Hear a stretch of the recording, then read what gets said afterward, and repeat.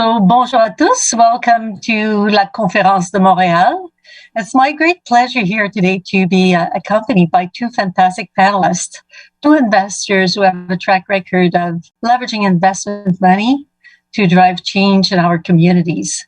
So here with me today, Afsaneh Beschloss, founder and CEO of RockCreek. At RockCreek, they apply innovation decision-making to shape a better future, a better tomorrow for all of us. So we're going to be privileged with the wisdom of a woman who's been at this for her whole career. Also with us today, Glenn Hutchins, chairman of North Island and co-founder of Silver Lake, and co-chairman of Brookings Institution. So Glenn is investing in technology, and we all know one of the largest funds in tech. We all know that tech is everywhere. So the way we do it, the way we leverage technology, and the way we invest in technology shapes our collective future, and innovation goes through technology also. So thank you for joining me today to share your wisdom on sustainable finance in the midst of inflation and uncertainty. So I'll start with you, Glenn. What does it mean to help build and grow great technology companies in a rising ESG environment? Very good question. Nice to see you both. So I'd say 2 points. One is that typically, other than the governance features of ESG, they haven't really touched much on the technology community because there's very little environmental impact and very little sustainability questions that there are in the extractive industries, the energy industries, manufacturing, et cetera. And typically what the technology companies doing are enabling the ESG goals, whether tools for reporting or technologies for mitigating carbon footprints, for instance. So the technology typically is part of the solution rather than having industries that need to kind of be retrofitted or changed for purposes of ESG compliance. That's kind of the main point. But the second point is, everybody has a different definition. Everybody I've talked to has a different definition of what ESG is. I don't think we really know what it is. In fact, people disagree on what the S means. And so it's very hard to be in compliance with something that's not well defined, where there aren't established rules, where there's not a common nomenclature, where there's not a common understanding of what you're trying to accomplish. And so I think one of the most important things people in the ESG movement can do is actually come to an agreement on a set of guidelines, a set of reporting standards, and help those of us who are concerned about these issues to implement in a thoughtful way. Right now, it's highly unformed, and that's not always productive because one person's ESG is another person's problem. One example would be some people think natural gas is a bridge fuel to the future. Some people think natural gas is a fossil fuel. How do we deal with that? How do you solve that problem? There are many kind of related issues like that. But I'll turn it over to Afsaneh, who knows so much more about this than I do. Thank you. Talking about trade-offs that are required when we invest and when we want to build a better future. Right. So, Afsaneh, you seek companies that will foster a sustainable tomorrow. As a concept, it is often difficult to determine what is sufficiently sustainable. Can you help us understand how you go about this? So, Anne-Marie, thank you so much for your kind introduction. And it is wonderful to be with you and with Glenn and at the Conférence de Montréal, although I'm sorry I'm not there in person and hope to be there in person next year. I think Glenn said it really well when he said we need standards. I think I remember coming as a student when I left Oxford. I had a professor who said, go learn about a cleaner fuel, which happened to be natural gas at the time. And, you're different, you're a girl, all the boys know about oil, you go learn about something that is different. So that's how I got my start on looking at broadly ESG. And I had a stint at the JP Morgan, then at the World Bank, and we started using concepts like shadow pricing, which meant if you did not have a price for something, you used various economic methods to create the price for externalities, which is now something which is done much more commonly in carbon pricing and in other areas. But I think what Glenn said, the problem then and the problem today is the same thing. There are no standards, and people use these terms in a very, very loose way. The way I have tried to deal with it is basically saying, okay, starting with natural gas, like I said, if natural gas is cleaner than, let's say, coal, and we can move an emerging market to local natural gas versus coal, that is a positive. It's not perfect, but it's positive. And then we started doing solar and wind a long time ago. When I was still at the World Bank, I ran the energy business there. And that also, obviously, you know, when you looked at the economics on early days was not very strong compared to today. But again, you knew what the emissions were, and you could do measurements of both the costs and the benefits of carbon and other kinds of emissions. So while they've not been the standards that Glenn mentioned, I think there have been ways to sort of sidestep and to come up with some shortcuts. And so in my day job at RockCreek, what we have been doing really in the last 15, 20 years is really continuing this investing in health, in education, in climate-related areas, in affordable housing. And what we have found is that, in fact, the returns, economic returns, financial returns, putting aside other benefits, have been quite economic, and they have been very, very competitive with traditional investing. Interestingly, even today, as oil prices have been very high, what you'll find, and again, I haven't looked at it today or in the last couple of days, but you find that if you look over 3 years, renewable energy actually did better than traditional energy. If you look over the last 12 months, of course, it will be the opposite. So the question is, looking forward in the next 3 years, in the next 5 years, in the next 10 years, what that will look like. And I think, Anne-Marie, you just was talking about being in Paris and working with the central bank in France and elsewhere. I think the biggest flow of investments is going into renewables, and so or traditional that can be easily switched to renewables. So I think that we are in a very different place, and I'm particularly excited. Yeah, lots of change happening. What you were doing 10 years ago is not the same as it's evolving. Absolutely. And many others are following. So how does the recent market uncertainty and high inflation, how does that impact the changes? There was a lot of change in the last few years, and there's a transition that's clear, but the market conditions have changed. So are you seeing major changes in what your clients are asking for, or what you have to do to address the evolving market conditions with high inflation and uncertainty? One or the other. Glenn, why don't you start on this one? Yeah, a friend of mine said recently that the crisis in Ukraine has forced the Europeans to understand the world as it is rather than as they'd like it to be. And we've discovered that our dependence on fossil fuels doesn't go away that quickly.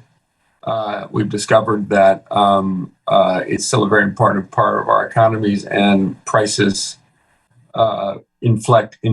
influence very, very significantly inflation, and that the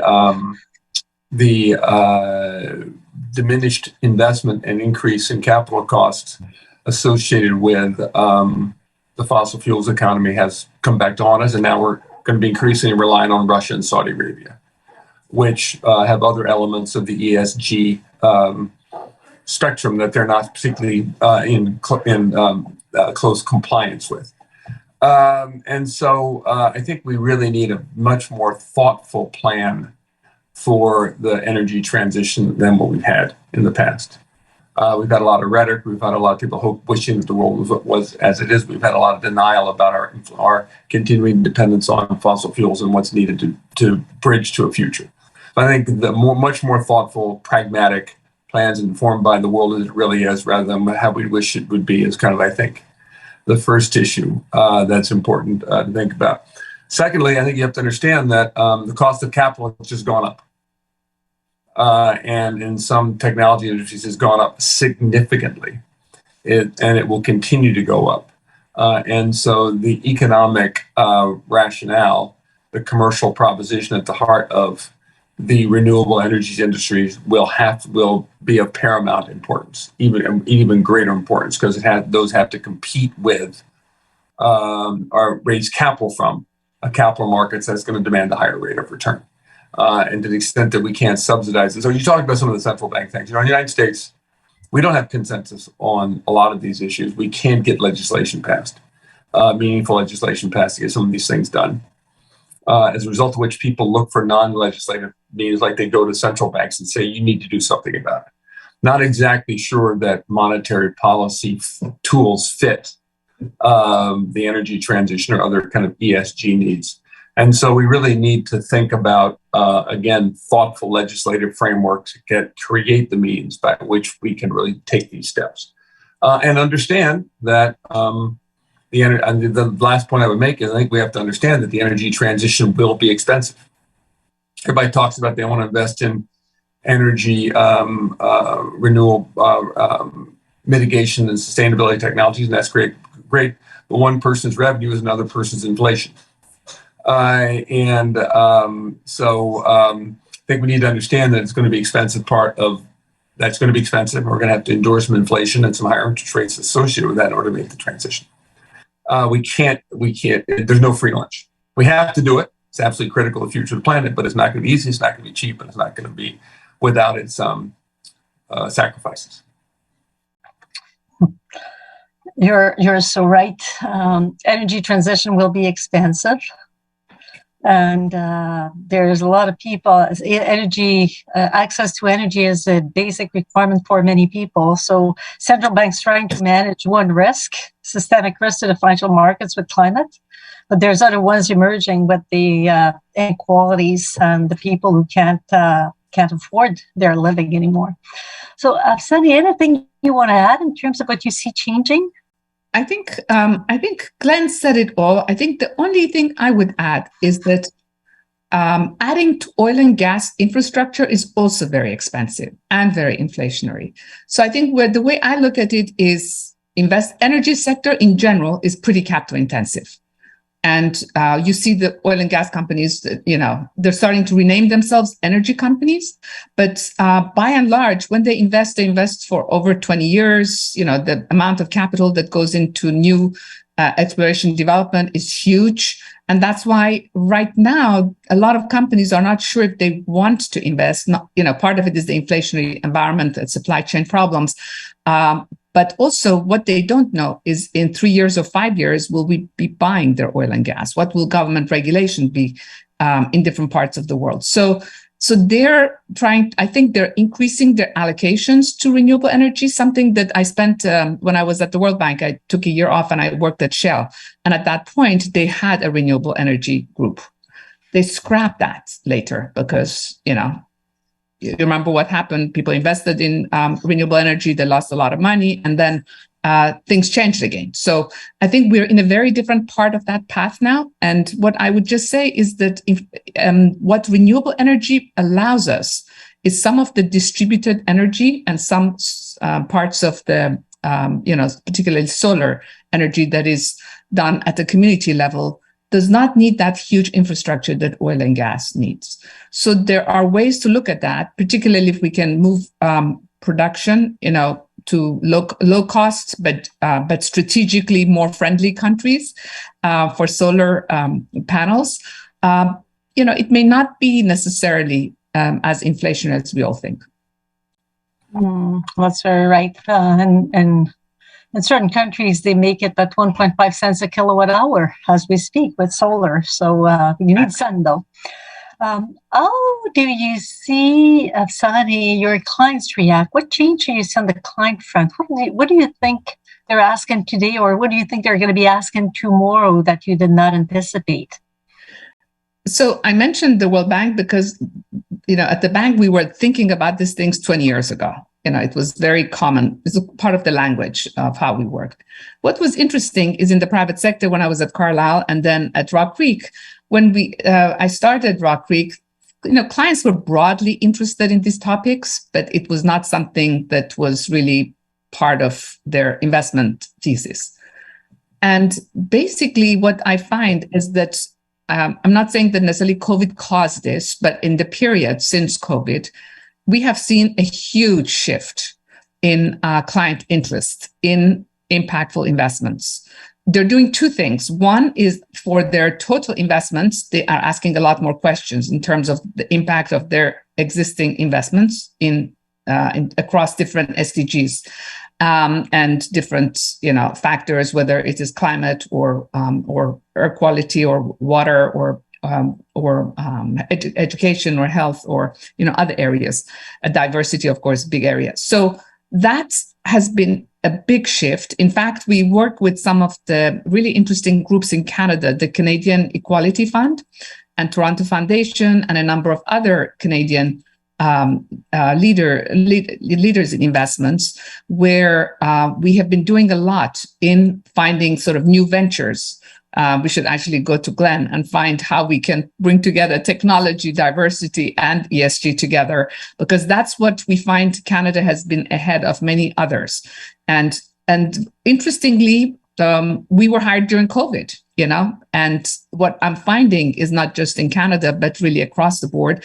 And like Glenn, I also do a lot of nonprofit work, and I chair the investment committee at a number of places like Rockefeller Foundation or National Geographic. And in those kinds of places, also the impact of your investments has become a very big topic in any investment committee. That was complete shift compared to 3 years ago, I would say. What about you, Glenn? What do you observe from your clients? And do you want to talk a little bit also? You talked about energy transition, the fact that we still need fossil fuel. When you look at the world energy transition, they're projecting that by 2050, we should have 5% of coal still, cleaner coal, reduction of the oil by 75%, but still some, and oil and gas by 50%, but still have some but cleaner products. So what do you see your clients asking you that's different, and what do you anticipate in the future? So I don't have clients. I am the client. Right, sorry. What clients clients have to say. I'll give you my own opinion, though. You have the toughest client, right? Yeah. Exactly. Glenn. No, look, I think the other thing I would reflect on that we haven't talked about here that's worth thinking about, that I ask people about, is I take the S to mean society. Some people say it's sustainability, and I say, well, if you have environment, why do you need sustainability? And that's redundant, but I take it to mean society. So what do we mean by society? What is a social good, and who's going to determine that? So we live in a world in the United States where we're deeply divided on a whole host of issues that are, quote, about our society. And the question is, should companies be taking positions on that because their clients might like to do it, their employees they think might like them to do it, but they live in an environment where governments can be led by people who have very different points of view. Look what's happened to Disney in Florida, for instance. And so what does that mean, and what is the obligation if your social goals are in conflict with the regulatory environment in which you work, and what potentially to maximize the value of your shareholders, and how do you work all that out? That's very, very important. The other thing that's interesting, I think I've observed and seen some polling that suggests on the society piece, there's a very interesting generational change. The generation of young adults who are now in their 30s and 40s want the companies to reflect their values. They want their companies to use sustainable materials. They want them to have fair labor practices in the plants where things are produced. They like the Warby Parker buy one, get one free. Buy one yourself and give a pair of glasses to someone who needs it. The next generation down turns out much more interested in issues of gender and sexual preference. And does the company reflect that? And do they understand who I am as a customer as I come to them, and what my orientation toward the world is? It's a fundamental change in just in 20 years between generations. So I'm not exactly sure how, in this kind of environment, we define the S and implement the S in kind of companies in ways that both serve the interests of our customers, our employees, our communities, the governments in which we live, and our shareholders. It's a much more complex thing than a bunch of people meeting at a UN conference and coming up with a bunch of protocols and saying report on it, as an example. So that's kind of the other piece which I think about. We can get to the G in a minute. What does that mean? Another set of questions about what the G really stands for. Or we actually know what it stands for, but how you implement that. But we can come back to that later on. Well, so in essence, you're saying, given the changes in demography and expectations of the next generation, it will impact the risk-adjusted return. Exactly. So we have to take that into account. And Afsaneh is in fields where there will always be demand for quality services. So it will drive returns because there is high demand. Absolutely. But I think what Glenn said about the next generation, or the sort of the current group of people who are just entering the labor force, I think that is a very powerful point. I think that's a really powerful point. And I think that will change a lot of what what has slowed down the progress, right? So an IPCC report came out. I remember when I was at the World Bank, and like only energy experts would read it, and a lot of people who were aware of it, kind of poo-pooed it. This is like, 10 years ago, 20 years ago, the old IPCC reports. Today, an IPCC report is like a household, note that every young person is aware of. It's on the cover of every newspaper. So it's become, I think it's no longer the domain of experts, it's the domain of every citizen and everyone who lives on the planet. Afsaneh, you alluded to the need for transition, the need to support businesses that are moving to cleaner source of energy, because having access to energy is not an option. And there's many people in the world that do not have access to that. But it's really challenging because the money goes to green funds. There are transition funds, but there's not a general understanding in the population of the importance of transition and the requirement to invest in a transition. So what can we do to better support? Clearly, TCFD was an attempt, is an effort to really help understand the transition plan and assess the transition plan, make sure we have transition products. There's Transition Pathway Index in UK. There's more and more of those transition funds. But we have a lot of individuals that are very activist against transition fund. And we need that transition to happen. So what can we do about this to try to help the understanding of the general population that there's more support for meaningful investments in transitions? So, Anne-Marie, I think what you and Glenn talked about earlier about what's going on in Europe is a really good lesson, right? Because obviously in Europe, the green parties, but also a lot of the population has always been much more energy efficient, just because energy prices have always been higher in Europe. So the kind of waste that we have here in the US or in other parts of the world has been less common in Europe. Despite that, right, with what happened with the war before the war, and then, of course, since the war with Ukraine, energy prices have gone up hugely in Europe. And what is really interesting is when we talk about transition, there's two kinds of things we can talk about. And, we can talk about, what is energy efficiency projects? Anything that reduces energy efficiency. Is that mitigation? Is that, we can call it different names. But that is a really good investment, whether it is in your home, you will make money, whether it is in a building, whether it is in a factory. We know that those kinds of projects make money. The other part of this transition is that you can't go 100% from one source of energy to another, right? But again, we're seeing that, for example, to get renewable energy, the biggest, I think everyone's talking about capital, and capital is a really big problem. But talk to anybody who's trying to go solar in their home or in their farm or in their business. And there's not enough people who have the know-how. So two things are happening. One is the solar panels and what's going on with the government policies right now between US and China, and how soon you can have alternative sources of solar panels. But you have a problem right now. You don't have enough. Number two, people who are, your contractor, your people who are experts to put it in your house or put it in a business or whatever. And so the supply chain problems that exist with everything else exist for that transition also. The interesting thing, though, that is happening in Europe as we speak is the governments in the US and European governments are working really closely together. So, for example, a lot of the Google Nests were exported into Europe so that people, I'm not saying that they're perfect, but increase energy efficiency. A lot of heat pumps, so that with the existing energy, you can improve efficiency again. We're hearing about new LNG plants going up, but you know how long that takes. But so long as people are saying that's okay, so long as those projects can be then used for green hydrogen. So I think the transition has to be there, but the transition, you don't want it to slow down the path of getting to cleaner energy sooner. But there's no question that you have to be realistic, and particularly in emerging markets, Anne-Marie, there's a very big problem because right now, we're reading stories where the LNG that was supposed to go to Pakistan or some other emerging market is going into Europe, right? And so they are left without energy. So what are they going to do? They might go to coal, just as Germany is increasing. Yeah.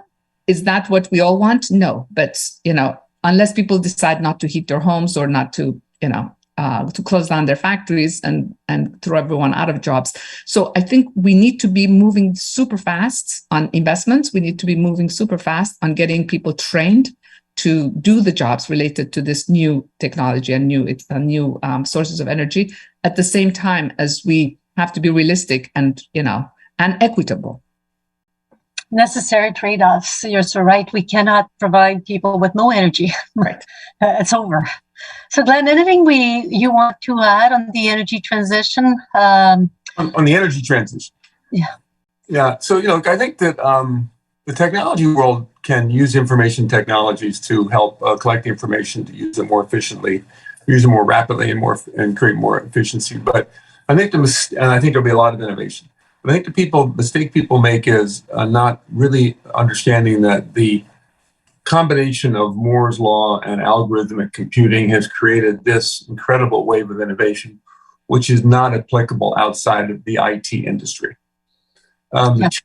Chemistry, process technologies, battery technologies, and materials technologies move much more slowly in terms of their transition, in terms of their innovation, and are much, much, much more capital intensive. Take battery technologies for energy storage technologies, for instance. Last time I looked, the most efficient way still to store energy was to pump water uphill, which was invented by Archimedes, a very long time ago.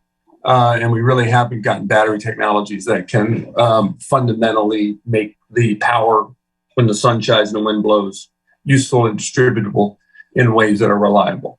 And so while there's a lot of innovation, we have to understand that it moves less slowly. It moves much more slowly than IT. IT is not a good model for it. IT is only supporting technologies for that fundamental piece of it. I think that's the first thing. The second thing is I think, again, this conversation is interesting because we keep going back to energy and it's supposed to be ESG and we haven't talked about S&G, and that gets back to my first point, which is what is ESG? People seem most comfortable with the E parts, so they talk most about that and kind of what are the S and G parts.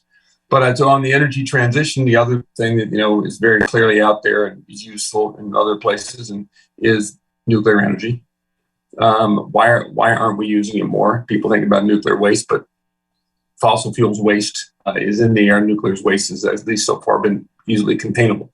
France has a very good nuclear power industry they use. What's the role for nuclear energy in the transition is the other economy.